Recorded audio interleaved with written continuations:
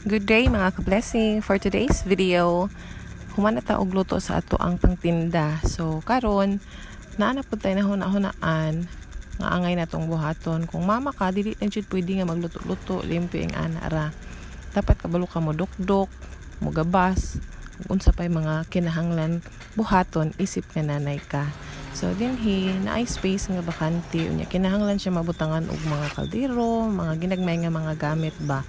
So mao na nga tukar na gani atong pagka-engineer, sugdan giday na siya og trabaho. So putol na ta aning plywood kaya ato na siya i-cover didto para dili pud maabog-abogan ang sa mga butang ang mga gamit.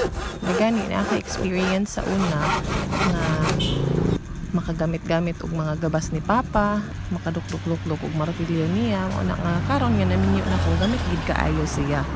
So, amo ni siya ang space nga sayang pud ba na bakante ra. Pwede man siya mabutangan og mga gamit. Mabutangan ra siya diha og kahoy, tapos tablahan, kabutangan na dayon siya. Tanay mga extra nga mga kahoy pud dinhi nga kinahanglan lang og kakugi para mapuslan pa siya. So, ato ni siyang gigabas. Unya atong gibutang dinhi sa extra nga space. So, tsadan, mao na dayon ni siya. Thank you for watching. God bless.